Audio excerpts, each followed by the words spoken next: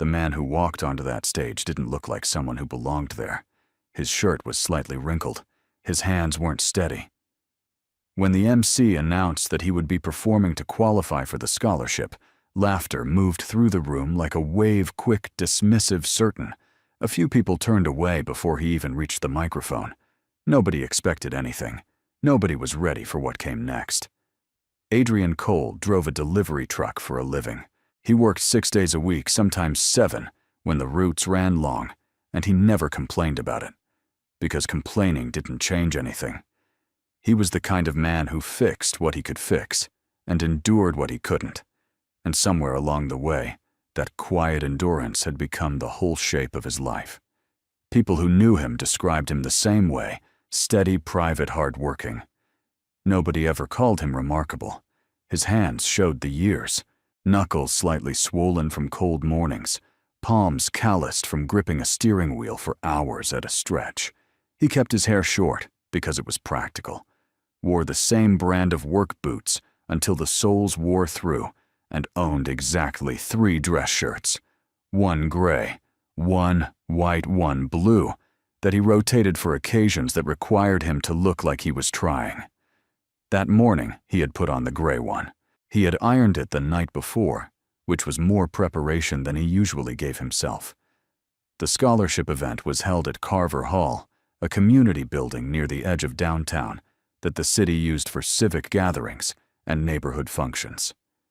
The parking lot had been nearly full when Adrian arrived, which told him he had underestimated how many families would come. He found a spot at the far end, walked across the asphalt in the October cold, and joined the line moving through the front entrance. The lobby smelled like coffee and fresh paint. Banners had been hung along the walls, and round tables filled the main floor, each one occupied by people who wore their best clothes and carried folders with documents inside. Adrian had a folder too. It held everything they had asked for: tax records, employment verification, a personal statement he had rewritten 4 times before deciding the 3rd version was the least embarrassing. He had done everything right. He had checked every requirement twice. He had shown up on time. That was all he had counted on needing to do. The program began at 10 o'clock. A man named Dennis Farrow, the event coordinator, walked to the front of the room with a microphone and welcomed everyone in the practiced tone of someone who had done this many times before. He outlined the day's agenda, explained how the selection process worked, and thanked the sponsors by name. The audience applauded in the right places. Adrian sat near the back and listened, holding his folder on his lap, watching the front of the room. Then Dennis Farrow said something that changed the shape of the morning entirely. He explained that this year, the foundation had introduced a new component to the selection process. One designed, he said, to assess the character and presence of the families being considered, not just their financial circumstances. Each applicant's primary guardian would be invited to stand before the panel and present something personal: a skill, a story, a performance. Something that revealed who they were beyond what was written on paper. The room shifted. Adrian heard murmuring around him the sound of people recalibrating their expectations. A woman 2 tables over leaned toward her husband and said something in a low voice. A man near the aisle straightened in his chair and looked toward the front with a new expression, part excitement, part dread. Adrian didn't move. He read the words on the back of his folder for a moment without seeing them, then set it down on the table. He had not prepared for this. There was nothing in the application materials that had mentioned it. He had checked, he had read the requirements carefully more than once, and this had not been listed anywhere. He understood that was probably deliberate. The foundation wanted to see how people responded to something unexpected, and he could respect the logic of that, even while recognizing that it placed him at a serious disadvantage. He had no talent waiting in reserve. He had no prepared remarks. He had a gray dress shirt and a folder full of tax records and a deep, immediate wish that he had stayed in the parking lot. When his name was called, he didn't move right away. Dennis Farrow repeated it, looking out across the room with a neutral expression, and Adrian stood slowly and made his way toward the front. He was aware of the eyes following him. He was aware of how he looked, a man in his early 40s, with a delivery truck driver's posture and a department store shirt, walking toward a stage that had been designed for people with something to offer. He could feel the room forming an opinion of him before he reached the microphone stand. Dennis Farrow covered the microphone with one hand and asked him quietly what he would be doing. Adrian told him he would sing. He didn't know why he said it. It was the first thing that surfaced, and he said it before he could think of a reason not to. Dennis Farrow gave him a brief nod and turned back to the audience to make the announcement. And that was when the laughter started. Not cruel exactly, but certain, the way people laugh when they already know how something is going to end. A man near the front heavyset, wearing a jacket with a company logo on the chest, said something to the person beside him that Adrian didn't catch, but the tone of it was clear enough. A few people near the middle tables smiled without trying to hide it. One of the judges on the panel, a woman named Margaret Holt, who sat at the center of the table with a leather notebook in front of her, looked down at her papers and made a small notation without looking up. She had the efficient manner of someone who had already categorized him and moved on. Adrian stood at the microphone and looked out at the room. He had spent his adult life in situations that required him to be invisible: loading docks, highway rest stops, side entrances of buildings he would never enter as a guest. He knew how to be the person other people looked through. But standing on a stage was different. There was nowhere to stand that wasn't visible, no task to perform that would give his hands something to do. He was simply there in front of all of them, with nothing between him and their judgment, except whatever he was about to do. He thought about why he had come. Not the paperwork, not the process, not the panel of judges with their leather notebooks and their quiet conclusions. He thought about the reason behind all of it, the thing that had made him iron his shirt the night before and drive across town in the October cold and sit in a parking lot for 10 minutes, working up the nerve to walk through the front door. That reason was real. It was the most real thing in his life. And he decided, standing there while people smiled at his expense, that it was enough. It had to be enough.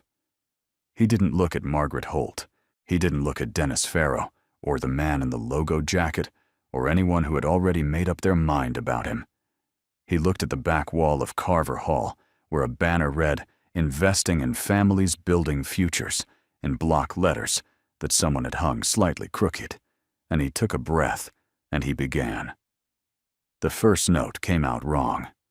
Not badly, not the kind of wrong that makes people wince and look away, but unsteady, like a door pushed open against resistance. Adrian heard it himself, felt it in his throat, and knew the room heard it too. The laughter that had settled into low murmuring after Dennis Farrow's announcement now found new oxygen. Someone near the middle tables made a sound that wasn't quite a laugh, but wasn't anything generous either. The man in the logo jacket, Russell Briggs, according to the name tag clipped to his chest, leaned back in his chair with the expression of a man watching something confirm what he already suspected. Margaret Holt didn't look up from her notebook. That was almost worse than the laughter. Her pen moved in small, deliberate marks across the page, and whatever she was writing had nothing to do with Adrian Cole. She had made her assessment the moment he said he would sing, and nothing in his first note had given her reason to revise it. She had that particular stillness that belongs to people who are very good at waiting for things to end. Dennis Farrow stood off to the side of the stage, with his arms folded loosely, his expression professionally neutral.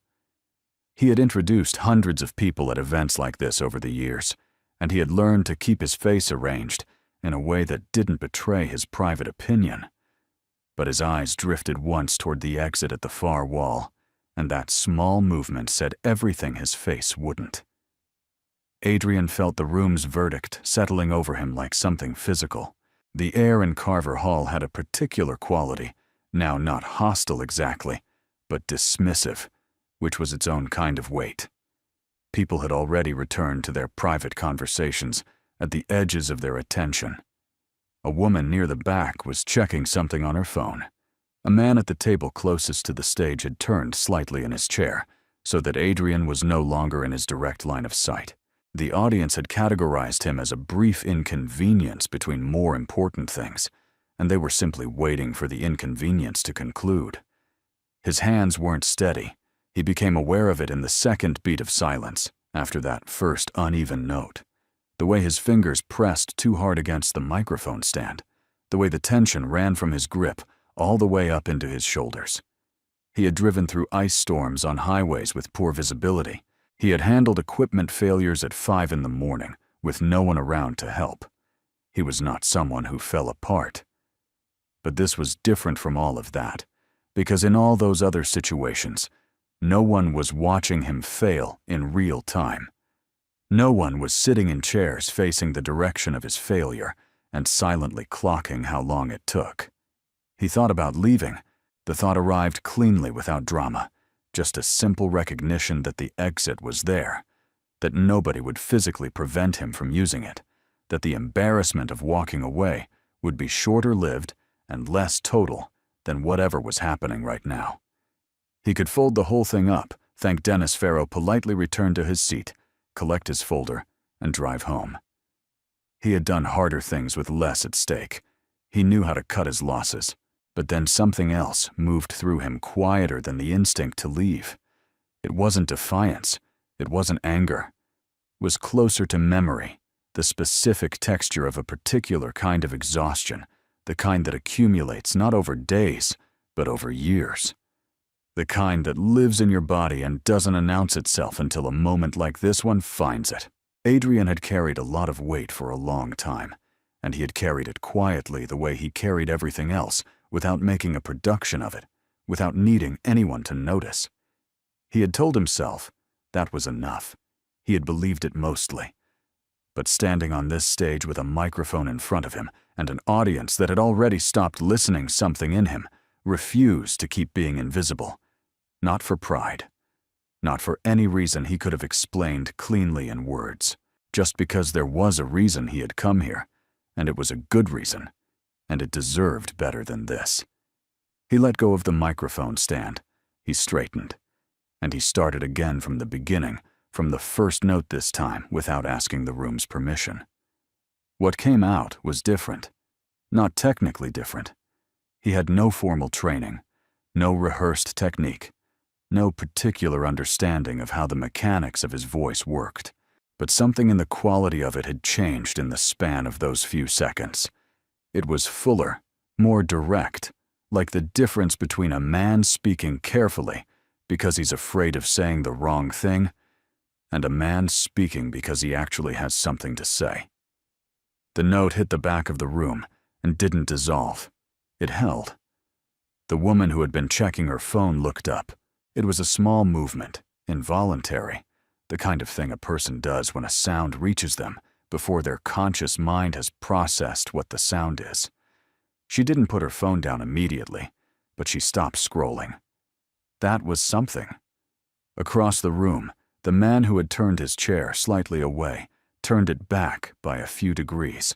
Not all the way, not dramatically, just enough. Margaret Holt's pen slowed. She didn't look up, not yet, but the rhythm of her writing changed. Adrian didn't notice any of this. He was somewhere else now, in the way that happens when a person stops performing and starts actually feeling what they're doing. The song he had chosen, a standard something old and plain, and American, the kind of song that doesn't require explanation, was one he had known his whole life without ever analyzing why he knew it. It had come to him in the parking lot that morning, sitting in his truck in the October cold with 10 minutes to spare, and he had not thought about it again until the moment Dennis Farrow asked him what he would be doing. He couldn't have told you where he first heard it. He only knew that it had belonged to a time when things were simpler, or at least when he had been too young to understand how complicated they would become. He sang it straight. No embellishment, no performance, just the melody and the words, carried by a voice that was not extraordinary in any technical sense, but was entirely unmistakably real. And that realness, that complete absence of pretense, was the thing that began to shift the temperature of the room. Russell Briggs was the first person Adrian had noticed laughing. Now Russell Briggs wasn't laughing. He was sitting with both forearms on the table in front of him. His weight forward, his expression changed into something that hadn't been there before. Not admiration, not yet, but attention. Genuine attention, the kind a person gives when they stop anticipating and start actually listening. He hadn't moved to that position deliberately. He had simply arrived there without deciding to. The murmuring that had filled the room during Adrian's first stumbling note was gone. In its place was a different quality of silence, not the silence of an audience waiting politely for something to end, but the silence of people who have stopped thinking about anything else. It was the kind of silence a room earns, not the kind it settles for. Adrian could feel it the way you feel, a change in barometric pressure, something in the weight of the air, a collective holding that told him without any direct confirmation that the room had stopped looking past him. Margaret Holt looked up. She did it without making a production of it. She simply raised her eyes from the notebook and directed them toward the stage, and whatever she saw, there was enough to make her set her pen down flat. She had been running these events for 11 years. She had seen a great many things on the stages of community halls and civic centers across the county, and she had developed what she privately considered a reliable eye for the difference between competence and truth. Competence was common. Truth was not. She watched Adrian Cole, and she did not write anything in her leather notebook, which was in its own way the most significant response she had given anyone all morning. But the room's shift was not unanimous, and Adrian could feel that too.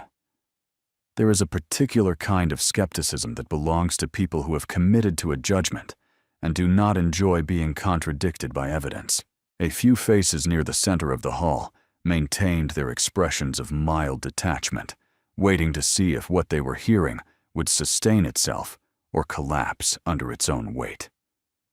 One man near the aisle, older with a gray sport coat, and the settled authority of someone accustomed to being the most experienced person in a room, kept his arms crossed throughout his chin, slightly raised the posture of a man who has not yet been given sufficient reason to revise his opinion. Adrian felt it. You always feel the ones who are still holding out the way you feel, a draft in a room that is otherwise warm. It would have been easy to let that pull his attention to start singing toward those faces, to try to convert them, to let their resistance become the thing he was working against. That is the trap. He had seen other people fall into it in other contexts, the way a person arguing makes the mistake of addressing the loudest objection, and in doing so, loses the thread of what they were actually trying to say. He didn't make that mistake. He stayed where he was, inside the song, inside the reason for it. He was halfway through when his voice did something unexpected. A catch, not a crack, not a failure of technique, but a seam in the sound, a place where the emotion he had been carrying underneath the surface pushed through the surface without warning. It was there, and then it was gone over in less than a second, but in a room that had become this quiet.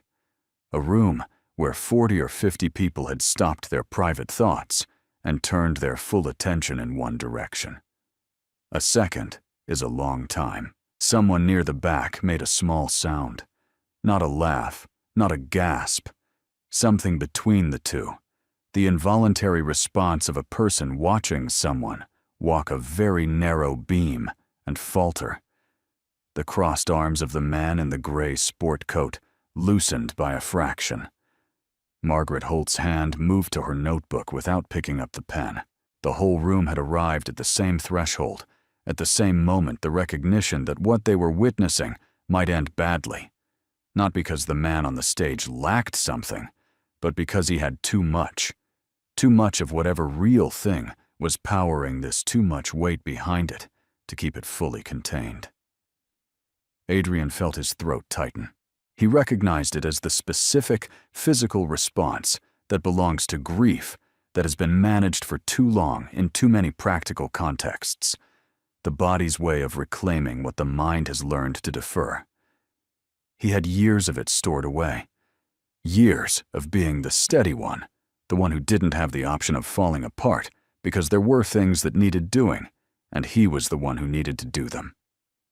Years of pushing through the kind of mornings that arrive at 4 a.m. with the specific weight of everything that is unresolved and permanent and entirely outside your control. He had never given any of that a place to go. He had just kept moving.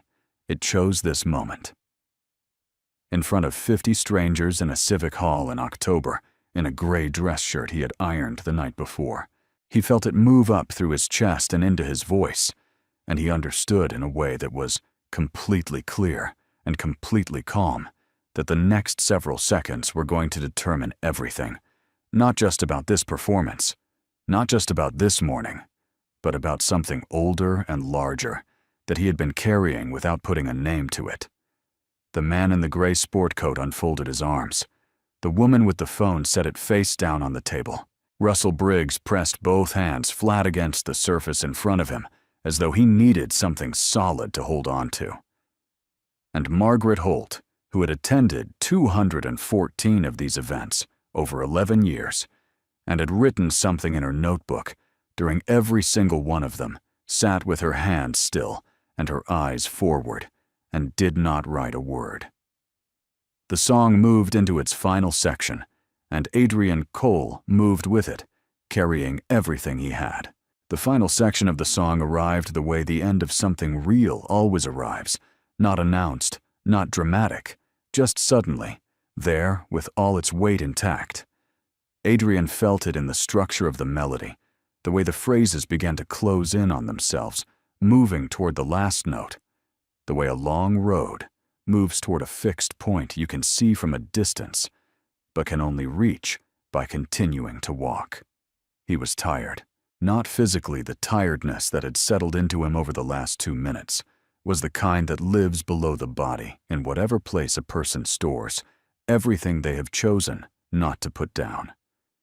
He felt it fully now. He stopped trying not to. That decision to stop managing it, to stop applying the same discipline he applied to everything else in his life, was the only real choice he made on that stage. It wasn't strategic. It wasn't a performer's calculation about what the audience needed to see. It was simpler than that, and more total. He had spent years being the version of himself that could be relied upon, the version that didn't spill over the version that kept its shape under pressure. And for years that had been right, because the alternative was falling apart in contexts where falling apart would cost him something he couldn't afford to lose. But this was different. There was nothing left to protect here. The worst that could happen had already happened. They had laughed at him before he opened his mouth, and he was still standing. Everything after that first note was already a form of survival. So he let the song carry what he had been carrying. He didn't try to shape it or control it or make it presentable. He just held the microphone and let his voice do the one thing it had never been properly asked to do, which was tell the truth about something, without translating it first into something more manageable. The notes that came out in those final measures were not technically superior to what had come before. His voice was still the voice it had always been, ordinary, unschooled, the instrument of a man who sang in his truck on empty highways and never thought much about it. But ordinary things, when fully inhabited, have a way of becoming something else entirely. The room didn't breathe. That was the only way to describe it accurately.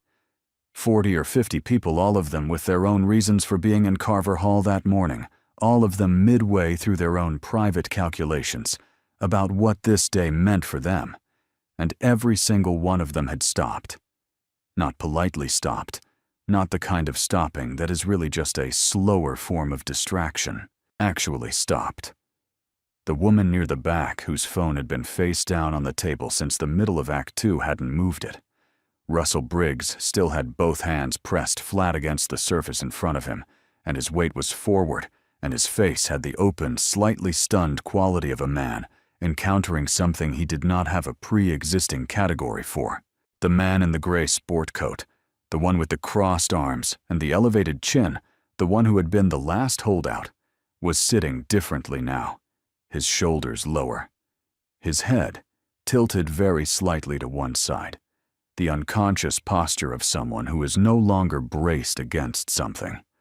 Margaret Holt had not moved since she set her pen down.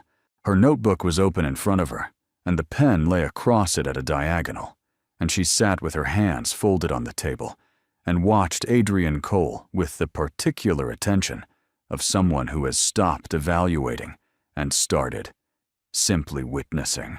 11 years of these events had given her a catalog of moments, people who surprised her, people who disappointed her, people who were technically proficient and emotionally hollow, people who tried hard and fell short in ways she found genuinely moving.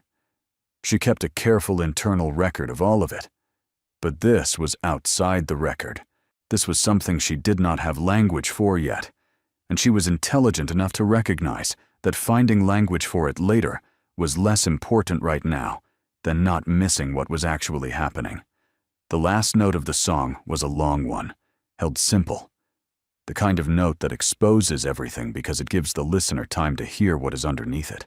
Adrian held it as long as he had breath, for not because he was trying to impress anyone with his lung capacity, not because he wanted to extend the moment for dramatic effect, but because it was the only note left, and he was not ready to be done. When it ended cleanly. His voice didn't waver on the way out. It just stopped the way something stops when it is finished being what it was. Then nothing. Carver Hall held its collective breath for a duration that Adrian could not have measured. It was the kind of silence that exists in the space between something ending and the world deciding what to do with that. He stood at the microphone and looked at the slightly crooked banner on the back wall and waited for whatever came next to come. What came next was Dennis Farrow, not performing his role as the person who managed transitions, just a man standing off to the side of the stage, putting his hands together. The sound of it hit the room like something dropped, and the room responded the way rooms respond when someone gives them permission to feel what they have been feeling. The applause that followed wasn't the polite, rhythmic kind that audiences produce automatically at the conclusion of a presentation. It built from different places in the hall and came together into something full and genuine, the sound of people who had been caught off guard and were not ashamed of it. Russell Briggs was on his feet. That surprised no one who had watched his face over the last 3 minutes. But it surprised him. He told the woman beside him afterward that he hadn't decided to stand. He just noticed he was already there. The man in the gray sport coat stood a few seconds later, without hurry, without making a gesture of it, just rising to his feet.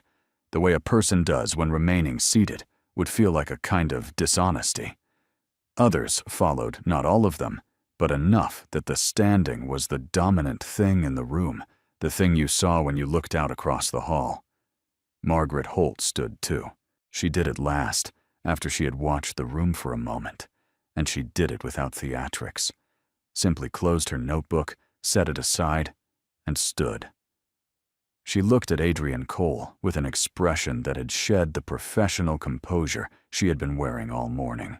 What was underneath it was something more human and considerably less certain, the expression of a person who has just been reminded that there are things in the world that do not fit neatly into the categories she has spent years refining. She didn't find that unsettling. She found it against her own expectations, something close to relief. Adrian stood at the microphone and absorbed what was happening without knowing exactly how to receive it. He was not accustomed to being looked at this way, not with this quality of attention, not with this much openness in the faces of people who had been looking through him 20 minutes earlier.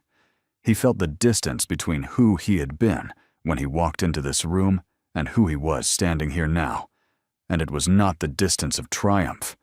It was something quieter. He had not won anything yet technically. The panel had not made any announcements. The morning wasn't finished, but he understood in the specific way that a person understands things they couldn't have put into words before they lived them, that what had happened on this stage was already complete, regardless of what followed. He had come here with a reason, and the reason had carried him, and whatever happened next could not take that back. He stepped away from the microphone and walked off the stage, and Dennis Farrow met him at the edge and shook his hand with both of his and said something that Adrian didn't fully hear over the noise of the room still settling. He found his way back to his table near the back of the hall and sat down in the same chair he had been sitting in before his name was called, and he put his folder back on his lap, and he looked at the front of the room where Margaret Holt had retaken her seat and was speaking quietly to the other members of the panel. The panel's deliberation was brief. The rest of the morning's program continued. There were other presentations, other families with their own documents and their own prepared remarks, and Adrian sat through all of it with the particular stillness of someone who has used everything he had and arrived at a place on the other side of effort where the only thing left is waiting. He did not watch the panel. He watched the presentations with the same attention he would have given them if he had been just another person in the room, because the other families had their own reasons for being here, and those reasons were real too, and deserved what attention he had left to give. Margaret Holt came to find him after the formal portion of the program had ended, and most of the room was moving toward the refreshment tables along the far wall. She crossed the hall with her notebook under her arm and stopped beside his table and looked at him in the direct, unself-conscious way she had looked at him from the panel seat, not performing warmth, not offering the kind of careful professional courtesy that keeps a safe distance, just looking at him plainly. She told him that the foundation would be in contact within the week. She told him that what he had done that morning had been, in her exact words, the most honest thing she had seen on a stage in a very long time. She said it without italics, without ceremony, the way a person states something they are simply certain of. Then she extended her hand, and he shook it, and she walked back across the hall, and he watched her go. Adrian sat for a moment longer after she left. Around him, the room was returning to itself, people refilling coffee cups, restarting conversations that had been suspended, moving back into the ordinary texture of a Tuesday morning in October. Russell Briggs passed his table on the way to the exit and gave him a single nod, the kind that doesn't require explanation. The man in the gray sport coat, whoever he was, had already left. The woman with the phone was talking to someone near the door, and if she had looked in Adrian's direction, he wouldn't have known what to do with it, so he was glad she didn't. He picked up his folder. He stood. He walked back through the same lobby where the coffee smell had mixed with fresh paint when he came in that morning, past the banners on the walls, through the front entrance, and across the parking lot to the far end, where his truck was waiting in the October cold. He sat in the driver's seat for a moment before starting the engine, the way he had sat there before going in. Except this time, he was not working up the nerve to do something. This time, he was simply sitting with what had already been done. He had not walked off that stage feeling like a winner. He had walked off feeling like himself more so than he had in a long time, maybe more so than he had since before the years of endurance had made a specific, narrow shape out of him. Whatever the foundation decided in the week to come, and whatever it meant for the practical circumstances of his life, that much was already true and already permanent. He had stood in front of 50 strangers who had already decided he had nothing worth hearing, and he had given them something real, and they had received it. That exchange had happened. It could not be unmade. He started the engine. The heater came on slow the way it always did. He pulled out of the parking space and drove toward the exit, and when he reached the street, he turned left toward the highway, the same highway he drove 6 days a week, in the same truck, wearing out another pair of boots. The October sky was flat and gray above the overpass, and the traffic was ordinary, and everything on the outside of the windshield looked exactly the way it had looked that morning on the way in. But the man driving through it was not identical to the one who had made the same trip 2 hours earlier, and he knew it. And that was enough.